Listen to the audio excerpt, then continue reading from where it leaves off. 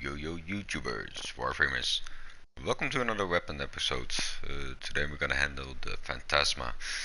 It's a radiation weapon. When you initiate a radiation weapon, it says irradiate enemies with a contagious stream of deadly plasma. Charging secondary fire releases a glob of plasma that erupts with humming bomblets on impact. So mainly it has a main fire and alt fire. And the main fire just spits out a beam, and the alt fire is basically charging up a plasma orb. Hitting on impact, it will explode and small bombs will fry any other target. Do take note that the secondary fire does do self damage only on the initial impact, but later on we'll come back at it. Main damage is radiation, very low critical chance and critical damage, but very high critical status chance. It's one of the shotguns with the highest fire rate. It's super fast.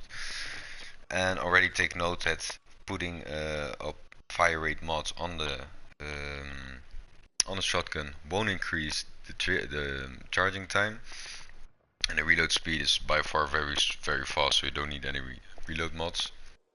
So with further ado, let's go for the build. I went full radiation build. Does this really do its thing? I tried to focus it on impact before, but I could not reach that high of a number, and again radiation works on specific enemies.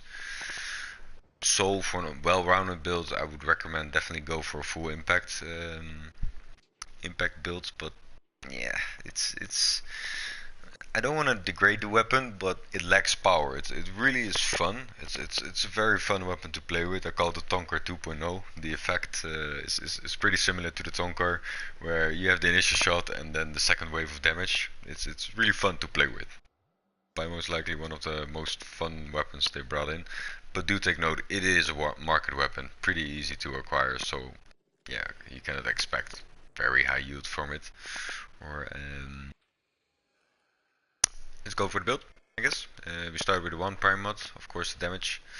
Furthermore, I checked up all the status mods on it. So we got the heat and electricity, and again the heat with damage, heat, multi-shots, and electricity.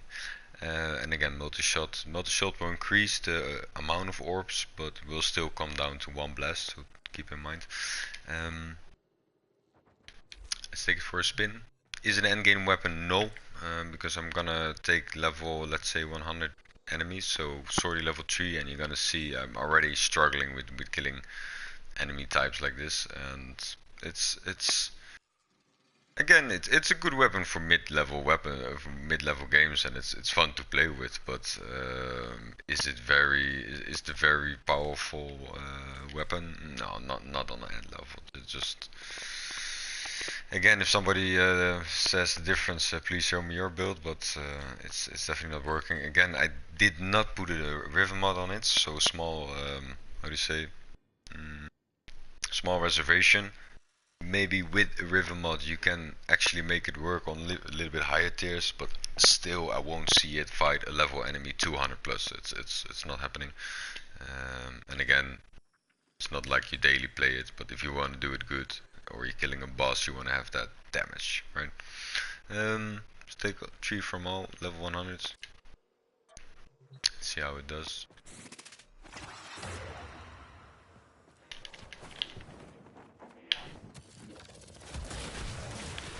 As you can see, the secondary fire is pretty powerful.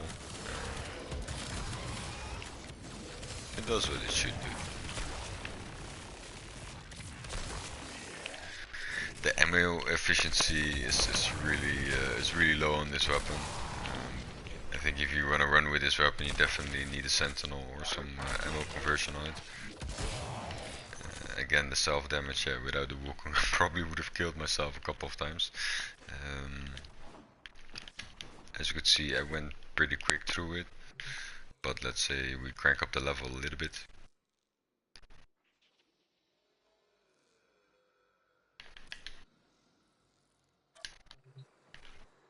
And again, it's built on radiation, so it's not very suitable for every enemy. For all the enemies I would go probably for impact.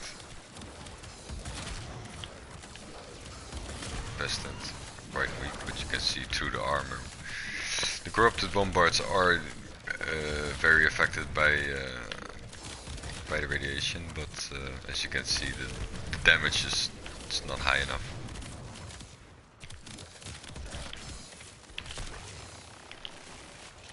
Secondary fire is also on my R3, so it's really hard to aim while charging.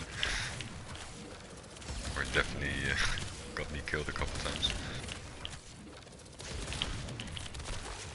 Charge longer, you can make stronger bump, but you can also just crush it.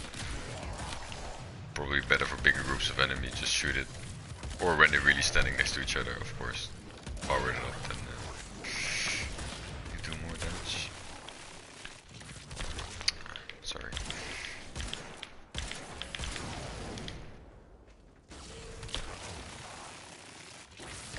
As you can see, it's considerable longer on longer enemies, so definitely not an endgame weapon, but the conclusion is the fun weapon. More, yeah, definitely.